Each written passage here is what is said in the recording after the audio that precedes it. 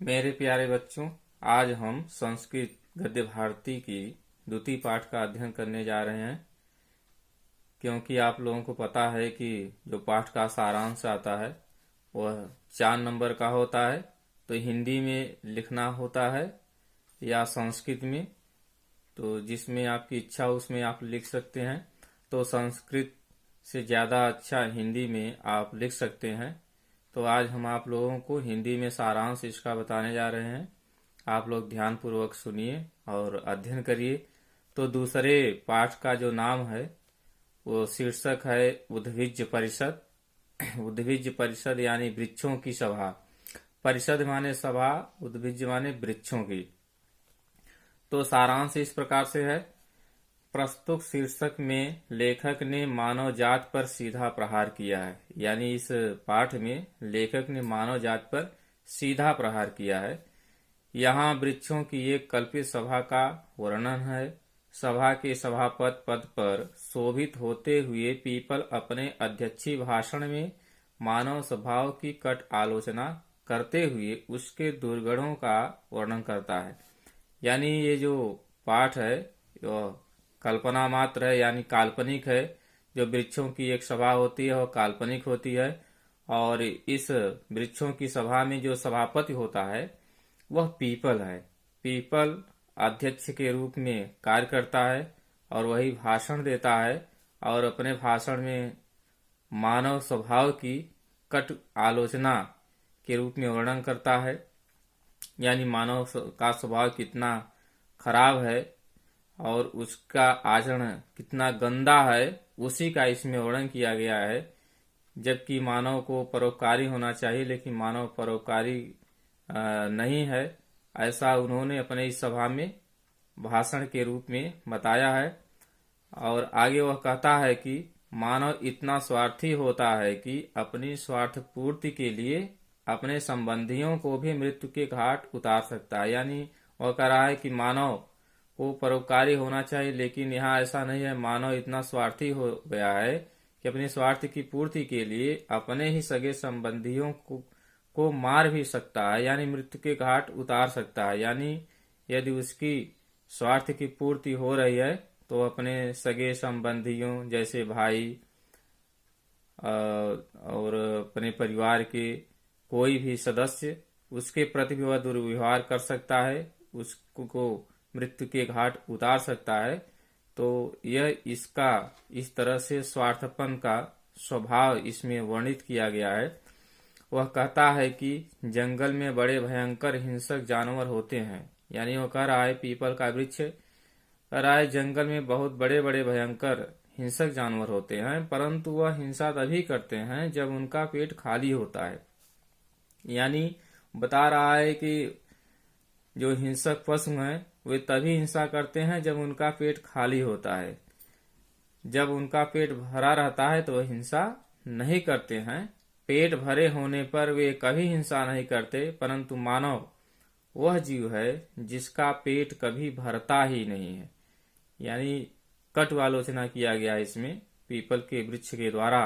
वो कह रहा है कि मानव ऐसा प्राणी है जिसका पेट कभी भरता ही नहीं है, जबकि बड़े बड़े हिंसक जानवर हैं उनका पेट भर जाता है, लेकिन यह मनुष्य का पेट नहीं भरता है, सदैव हिंसा पर उतारू रहता है। यानी यह अनवरत लगातार अपने स्वार्थ की पूर्ति के लिए हिंसा करता रहता है। जैसे जंगल में जाता है तो अपने मनोरंजन के लिए आखेट करता है, शिकार करता है और निर्जीव पशुओं को मार देता है, बिना कारणवश उनकी मृत्यु कर देता है अपने मनोरंजन के लिए और मांस के लिए। जबकि मनुष्य को ईश्वर ने अच्छे अच्छे अन्न दिया है, अपना अन्न से पेट भरे, लेकिन यह मनुष्य आज जो हिंसक जानवर होते हैं जिनका सिर्फ यह स्वभाव ही है कि मांस के द्वारा अपने पेट को भरे, लेकिन यह मनुष्य उनका मांस भी खा रहा है और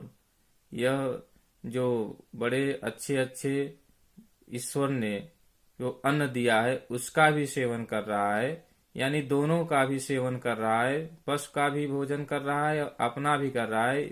इसका अर्थ यह है कि उसका पेट नहीं भर रहा है, अपनी स्वार्थ की पूर्ति के लिए लगातार हिंसा करता चला आ रहा है।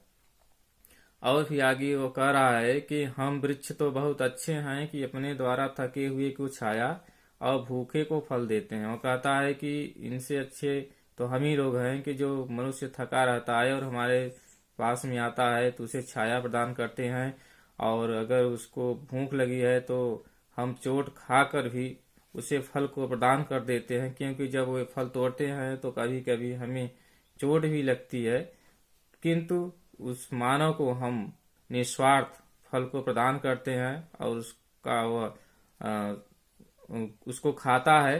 तो इस तरह से परोपकार की भावना उसके अंदर होनी चाहिए मनुष्य के, लेकिन मनुष्य के अंदर नहीं है, बल्कि इससे अच्छे तो हम ही लोग हैं, हम परोपकार का काम कर रहे हैं।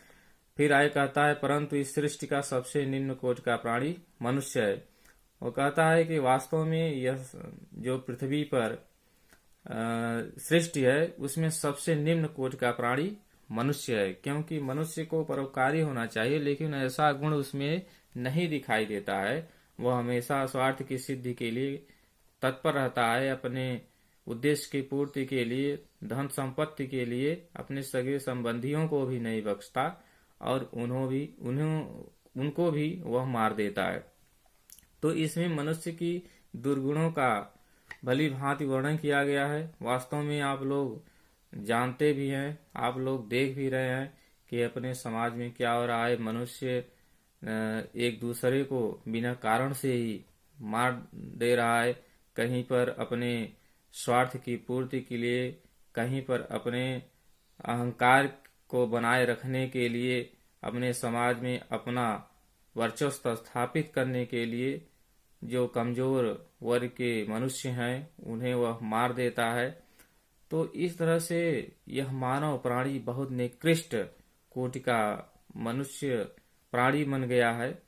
इससे अच्छे तो पशु हैं, क्योंकि ईश्वर ने पशुओं को, कुछ ऐसे पशुओं को सिर्फ मांस के द्वारा ही पेट भरने के लिए बनाया है, और जब उनको भूख लगती है तो वे सिर्फ मांस खाकर अपना पेट भर लेते हैं, लेकिन वे अन्न नहीं खाते, यानी आपका भोजन वे नहीं खाते हैं, आपका भोजन वो छोड़ देते हैं, सिर्फ अपना ही भोजन करते हैं। किंतु यह मानव तो इतना निकृष्ट प्राणी बन गया है कि मांस के अलावा बहुत सारी वस्तुओं को वह खा जा रहा है जिसको वह उसको नहीं खाना चाहिए। तो इस तरह से अपने स्वार्थ की सिद्धि के लिए अपने सगे संबंधियों को वह हमेशा मृत्यु के घाट उतार रहा है। तो आप लोग भली भांति इस पाठ का सारांश का अध्ययन कर चुके होंगे, क्योंकि इसमें एक एक करके सभी बातों को बता दिया गया कि मनुष्य का स्वभाव इस समय कैसा है। वह निरंतर अपने स्वभाव को बदलता जा रहा है, जबकि उसे परोपकारी होना चाहिए।